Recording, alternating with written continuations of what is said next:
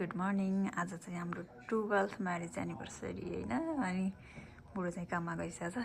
बिहान विस सबै गरिसक्छ। मैले चाहिँ बुढोको लागि सरप्राइज पार्टी अर्गनाइज गराएको छु होइन। अब धेरै त होइन, 3-4वटा घर होइन, साथीहरू, छिमेकी बाबुहरू सबैले आउनु भनेको छु। अनि बुढोलाई चाहिँ के पनि थाहा छैन कि यो पार्टीको बारेमा। अनि मैले चाहिँ सबैलाई नभन्नु भनेको छु। अनि के अरे म चाहिँ साडी लगाएर टक्क फुल समाएर ढोकामा बसेर सरप्राइज गर्नेवाला छु मेरो बुढोलाई। अनि यो चाहिँ मैले पानीपुरी बनाएको होइन, अघि पुऱ्याएँ। यो चाहिँ स्न्याक्सको लागि चिप्सहरू, पानीपुरी। यो चाहिँ पानीपुरीको पानी हाल्नलाई होइन। अनि पछि देखाउँछु सबै त्यही हो। अनि म चाहिँ आज बिहानबाट लागिरहेको छु डिनरमा चाहिँ के अरे मोमो बनाउने सोचिरहेको छु। अलिक इजी वान छान्नु पऱ्यो नि त एक्लै बुढोको लागि भनेपछि। यो चाहिँ मेरो बुढोको लागि रोज टक्क समाएर सरप्राइज गर्नलाई क्या। अनि म चाहिँ यहाँ काम पनि गर्दैछु। यो चाहिँ चिकन मोमोको लागि किमा रेडी पारेँ भर्खर। यो चाहिँ भेज होइन, पनिरहरू काटेर राखेको। अनि मेरो बुढोलाई चाहिँ मैले केक पनि नगर्ने, केक बनाऊँ बुढो राम्रो। अनि के अरे टक्क फोटोसोटो खिचौँला, केक काटौँला, बुढाबुढी मात्र बसौँला भनेको छु। अनि केक चाहिँ हिजै पिकअप गरिसक्यौँ कि बुढोलाई त्यो केक चाहिँ ल्याउने भन्ने थाहा छ, किनभने फोटो खिच्नलाई भनेको छु नि त। अनि अरू केही पनि थाहा छैन कि। अनि म चाहिँ हल्का डेकोरेसन पनि गर्नेवाला छु। तल गएर अब डेकोरेसन गर्नु पऱ्यो, यो किमाहरू बनाउनु पऱ्यो। अनि अरू चाहिँ पछि बनाउँछु फेरि, अब जेबलाई सुताएर। सो आज कस्तो हुन्छ हेरौँ मेरो बुढोलाई सरप्राइज।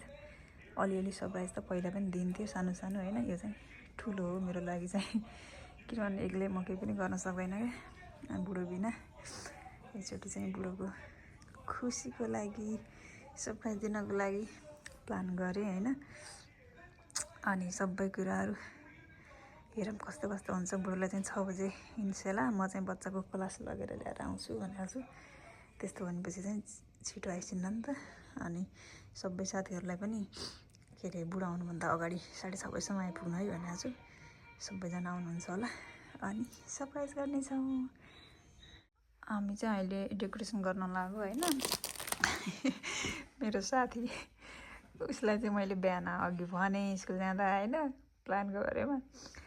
अनि बलुन फुलाएँ। यो बलुन क्या, यो मेरो साथीलाई त झन् आउने कुरै भएन, मलाई पनि आएन क्या बनाउन। अब कसरी गर्नु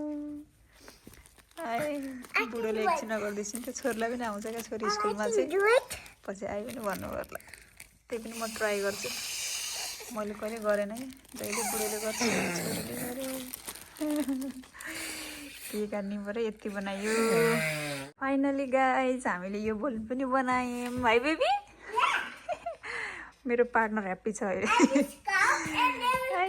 एउटा चाहिँ बिगाऱ्यौँ नजानेर, यसो आइडिया लगाएको सक्यो। जहिले बुढो र छोरीले बनाइदिने, अहिले चाहिँ आफैले बनायौँ। अनि ढुक न। अनि मैले चाहिँ यो बुढोलाई दिने सरप्राइजको बारेमा छोरीलाई पनि भनेको छैन, छोरालाई पनि भनेको थिएन। छोरालाई चाहिँ अघि भर्खर बिहान भनेको, छोरीलाई चाहिँ भनेको छैन कि, किनभने यिनीहरूले कुरा फुत्काइदिन्छन् भनेर। कहिले बाबा सरप्राइज छ, मामुली प्लान गरेको छ भन्छन् नि त। त्यही भएर चाहिँ मैले कसैलाई पनि भनेन कि। आफ्नै मनमा राखेर दबाउ यति गाह्रो भयो राख्न मनमा।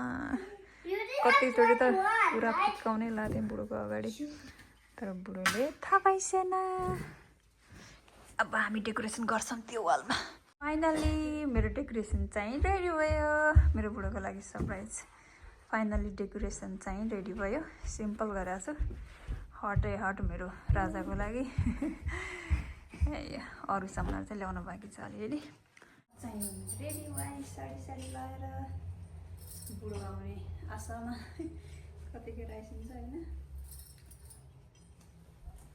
सिम्पल साडी लगाएको। Okay. Oh my god. Oh, really?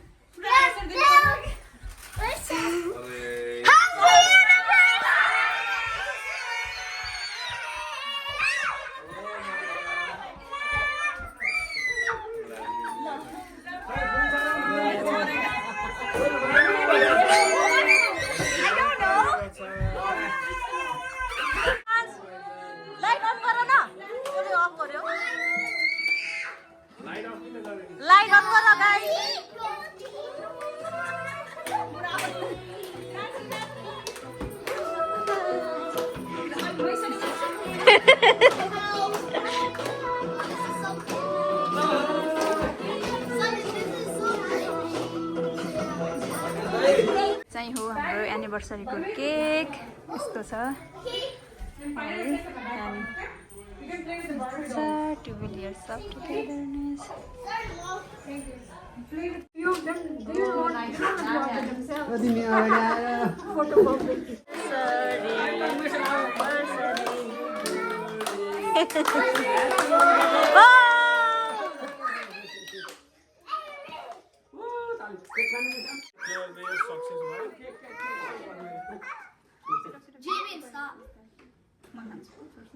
तिमीलाई खुवाउँछ नि त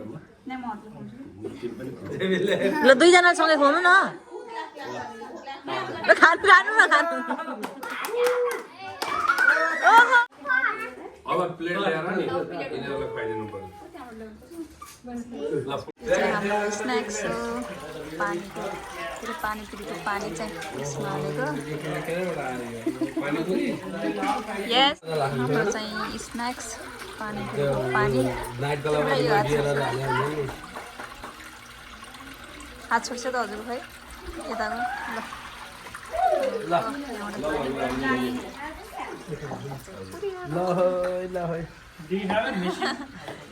मेसिन फुल मोमो